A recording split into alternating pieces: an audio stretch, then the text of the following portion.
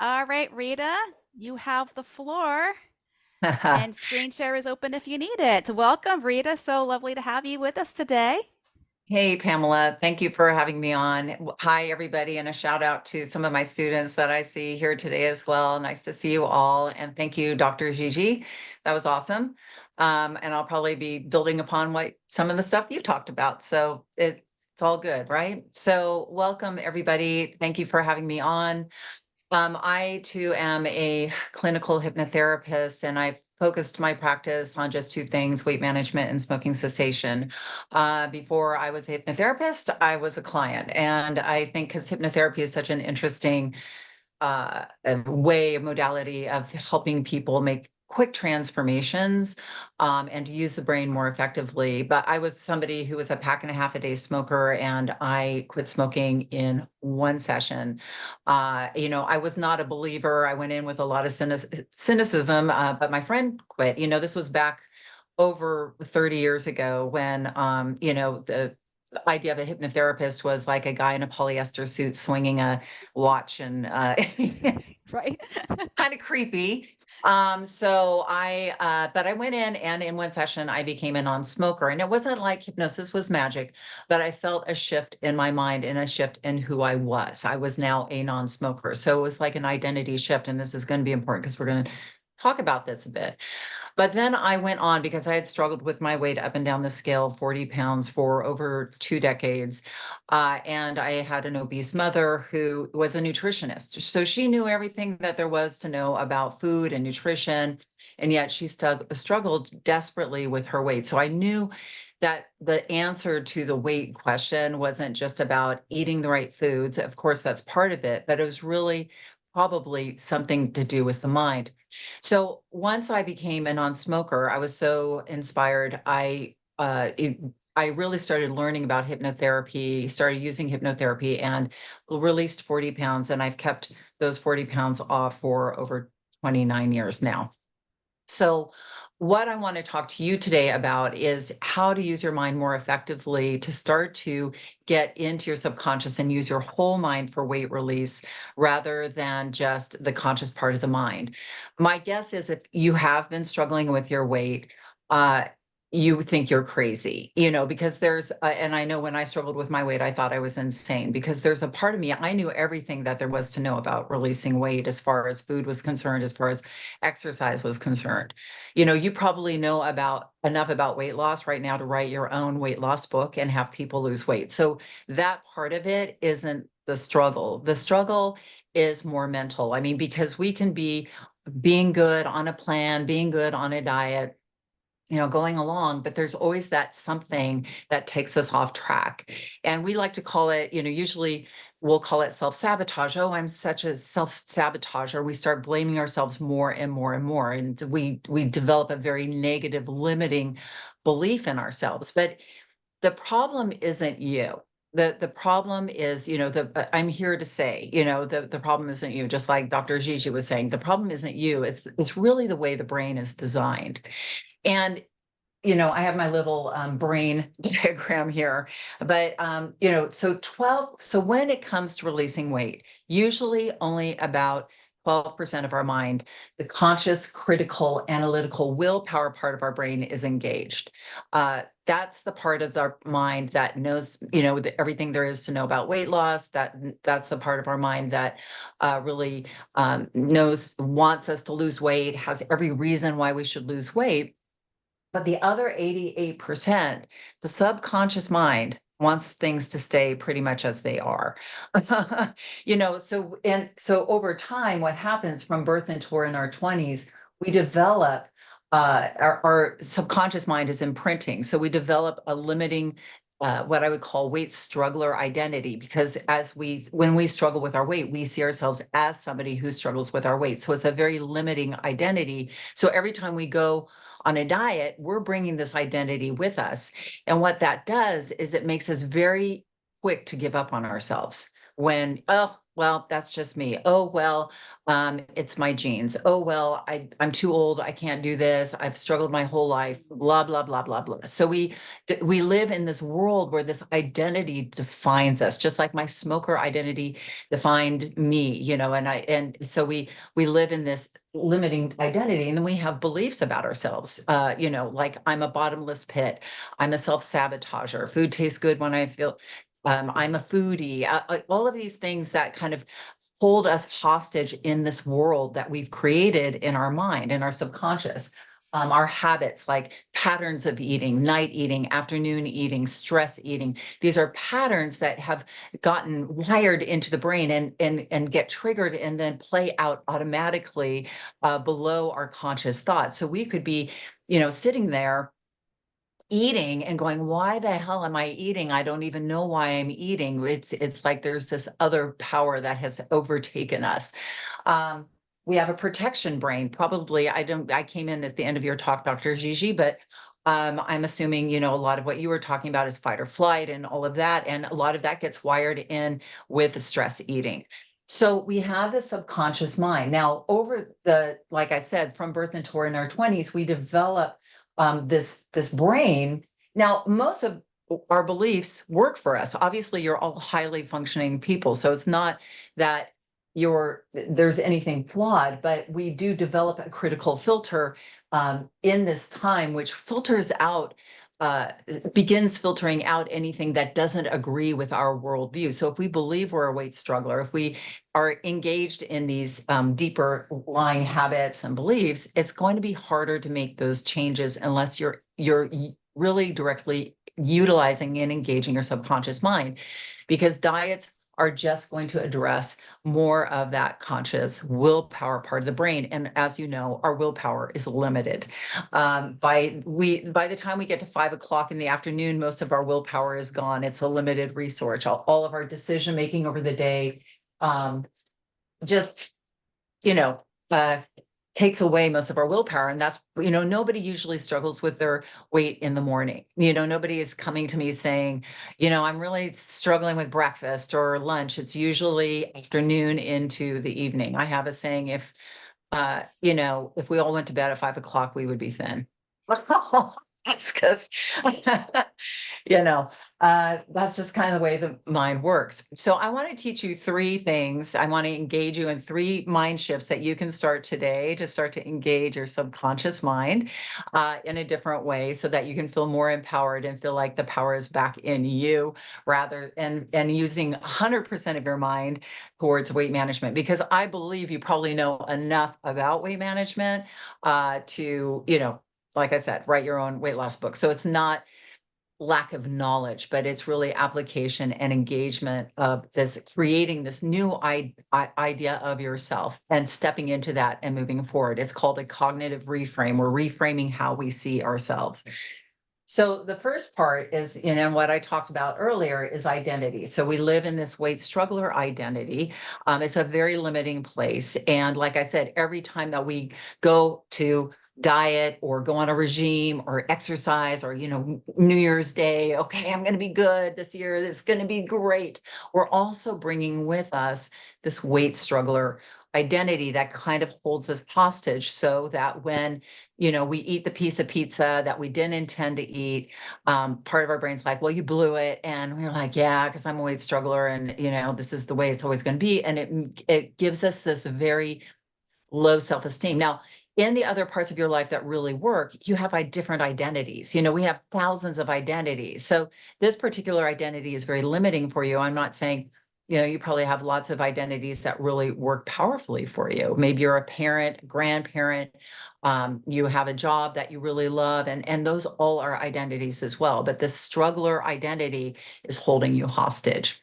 So the way that you can start to engage your identity, because at the root of any transformation is an identity shift. That's where you have to start. I don't know how many of you guys have read Atomic Habits by James Clear. Yep. Hmm. Yeah, yeah. Okay. And in that book, he even says, in order to make a change in a habit, you need to be the person going on that transformation has to see themselves differently. You have to start with a different identity. So the identity I suggest that you like to try on is instead a weight learner. And what I mean by that is sort of like an apprentice. Most of weight management is a skill set. It's not about being good. But when we are struggling with weight, we get very stuck in this being good, being bad on whatever plan it is. We have a very big propensity to put the what I call the psychological term is internal locus of control versus external.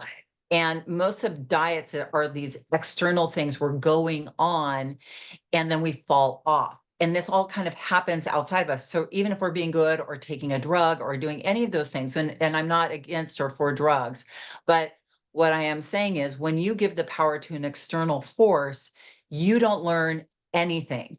You don't change internally anything. So in order to bring this in, you need to see yourself as somebody who's building a skill set of weight mastery. That's what I like to call it, at least. You can use whatever terminology you use. And you can tell I use release because I don't think weight loss to me is like you lose the weight, then you got to go find it, which is usually what happens, right? So we want to release that weight for good, right? So anyway, we want to step into and start seeing. So because what happens is the second you own your identity as a learner, then you are giving yourself a higher level identity. You see yourself in a more powerful way. And anything that goes wrong is actually a lesson. Because when we're dieting, we're just like, oh, I was bad. I'll start over tomorrow. And this is a lot about what like my master class is about, is like that we get hooked into the habit of starting over tomorrow. It's a literal habit that has gotten engaged in your brain. So you will feel uncomfortable not starting over. And what happens is when we start over, then we overeat. We're like, well, I'm going to start again tomorrow. And to the degree we promise we're going to be good tomorrow, we give ourselves license to be bad in that day. So what happens is we go on these eating binges and gain back all the weight that we lost in our weight loss attempt, and then some. And then we're in this perpetual cycle that has become habituated. So to break that, when you step into that identity, you begin to look and see yourself differently and say, oh, I ate 3 pieces of pizza. I didn't intend to do that. What happened here? Like, what can I learn from what happened, instead of being I'm going to get into inner communication in a moment, but self-critical, we want to be self-learning. Like, oh, okay, I get it. I got too hungry. I let my friends, talk me into a choice that I didn't expect to. Next time, what can I do differently?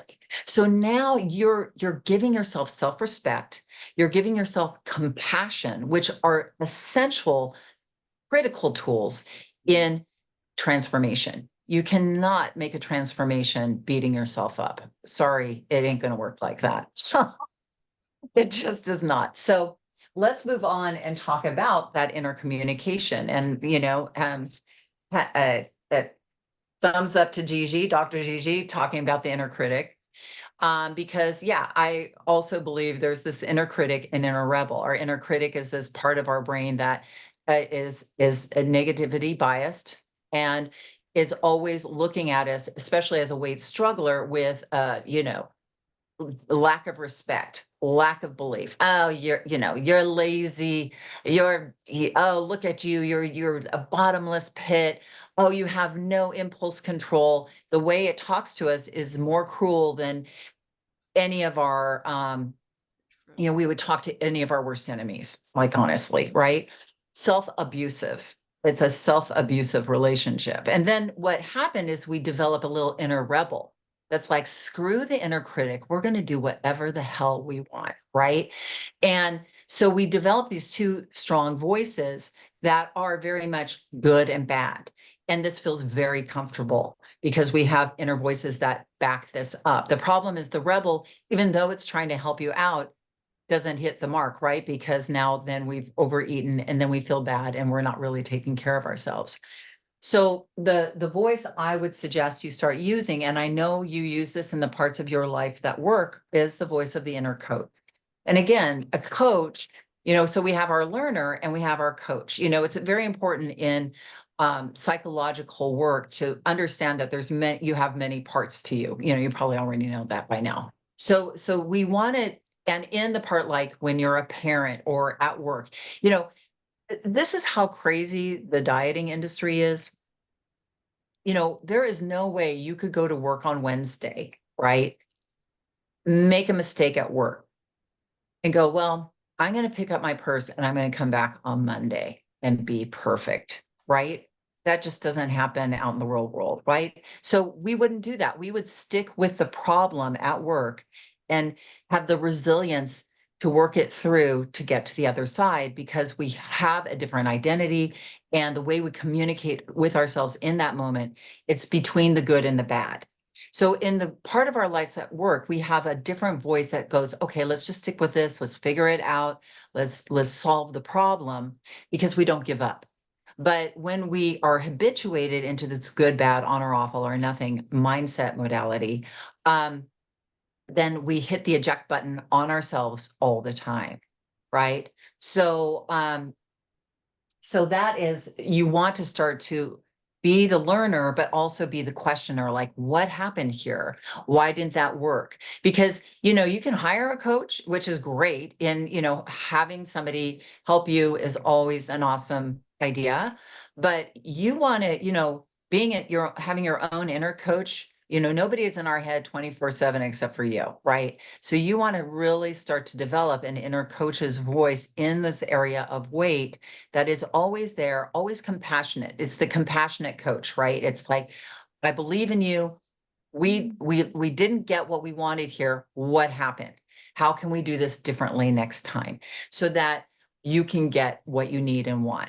You know, oh, you're feeling stressed. How can we manage this in ways other than food? Right? You want to start to develop that powerful, compassionate, self-loving part of you that's fierce advocate against that inner critic. You know, I remember going to the refrigerator when I was struggling and, you know, kind of on my path. And like, you know, there was a piece of cheesecake and I ate part of it. And then this inner critic voice in my head was like, you blew it. You really, and I was like, then my inner coach was like, excuse me? Sorry, I did not blow anything. I ate 3 pieces of cheesecake. Okay. You know, so back off, inner critic. You know, the new sheriff is in town. I'm going to figure this out for myself. All right. So, how am I doing for time? Okay, I have 10 10 minutes minutes. left. Okay. So the last thing I want to talk about is focus. So we have our identity, we have a new communication system, and then we have a different focus.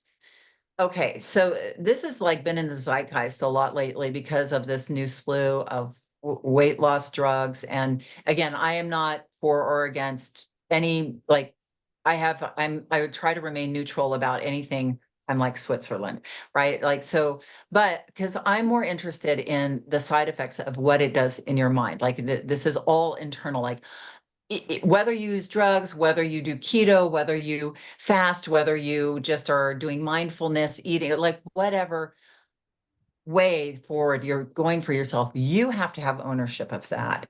And you have to start to believe in yourself and change your mindset, or there will always be this, you know, what I'm seeing coming up with this, with these weight loss drugs is like they turn down the food noise, but then the mind noise goes up, like imposter syndrome, you know, omnipresent fear of like the Yes. drug being taken away, and then So true. anxiety about like the challenge that like if you're doing harm to your body. Now, and again, those things are also present when somebody is struggling with their weight without a weight loss drug, because a lot of people will lose weight, but they'll get to their ideal weight and have imposter syndrome. A lot of people will fear getting to their ideal weight and have anxiety about like, how am I going to be able to do it? So anytime that you are going on a weight journey, you have got to start with mindset and start to develop a new mindset. So anyway, I want to talk about short-term focus versus short-term deprivation versus long-term transformation. So in the way I work with people is we start with a vision of who we are becoming. Why this is important is it starts to engage the reticular activation system, but it also is it just is helping you shift your long-term identity. Um, in the short term, when we struggle with our weight, we have so much pain, right? Because we hate ourselves, we hate our bodies. There's a lot of, like I said, self-abuse. We will do anything to get out of this pain. We will, do surgery. We will, do drugs. We will, go on crazy diets. I had this one woman, very smart woman, community leader, come to me, and she's like, Rita, you know, I've spent tens of thousands of dollars on diets. And but even though all I know, if you told me to eat a pill of dirt and drink some water and told me I could lose 20 pounds this month, I would do it. Right. So we become desperate when we know we we become unhinged. And so when we do something desperate in the short term, usually it's not sustainable. It's the way of eating isn't sustainable.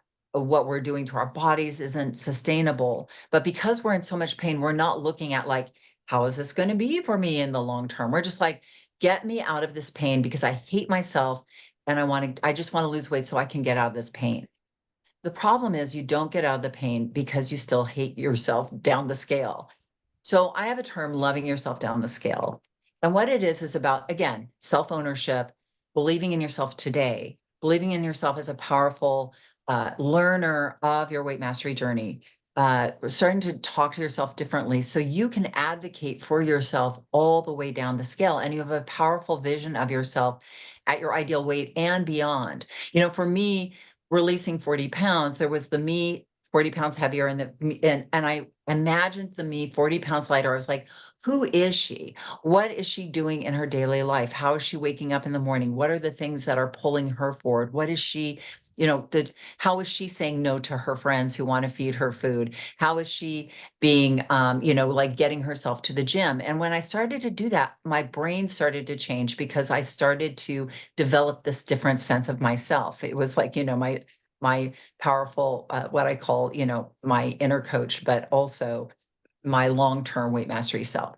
So stepping into that identity, really owning it, and starting to think differently, and then really starting to look at your long-term, what I call hero's journey of weight mastery, that you're going on to really cultivate this new you. It's a transformational journey.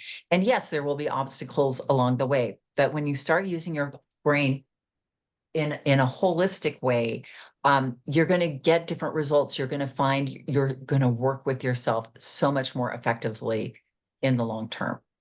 So that's, I wanted to stay at a half hour, Pam, for you, but that's really so the first step I would say is believe in yourself and start to see yourself, all the struggles and all the like failed diets, um, from the past, if you really look at them as stepping stones towards your successful ultimate, like most people who have struggled with their weight have gained and lost over 250 pounds over the course of their life. Many of my students are in their 50s, 60s, 70s, are releasing weight, for the first time in a long time. And it's not because they're being good on a diet. It's because they're finally coming home to themselves, using all their knowledge they already have, but using it in the right way to get long-term results. So I hope you'll come to my master class. We dive into this a lot more deeply. We really look at that weight struggle cycle, how to break it, how to break free, and we do some hypnosis as well in master class. So I hope Yeah. you'll join me. It's a And the lot of link fun. I to that love, is in obviously. the chat. Yeah, check out the link. Join me. Yeah, I love teaching this stuff. And good luck to you. I hope you get all you need out of this series. Thank you, Pamela, for having me on. It's been a joy. You are so welcome. Thank you so much. Does anyone have any questions for Rita? We've got a couple minutes. You can post them in the chat or come off mic. Oh, thank you, Sean Marie. I'm Yeah, glad you became a non-smoker. nice. Awesome. Yeah, and I love your presentation because it comes down to identity. We can't out diet our identity. Cannot. No, we cannot. You're absolutely right. And we have, our brain is so powerful. And when we start engaging it in the right way, people are so amazed at themselves. That people come to hypnotherapists because they're like, you're so good, you're so great. I'm like, I'm just helping you help yourself, because once you turn on, "Hey, Judith, nice to see you." Um, we're way more powerful than we give ourselves credit for, but we gotta use our mind in the right Absolutely. way. Yeah, So, hopefully this has been helpful, and it's been a joy to be here. Thank you, everybody. absolutely. Thank And you hey, so much. everybody, nice to see you if you were a student of mine. Yeah, they're saying hi in the chat. Thank you so much, Rita. We do so appreciate it. Let me stop recording.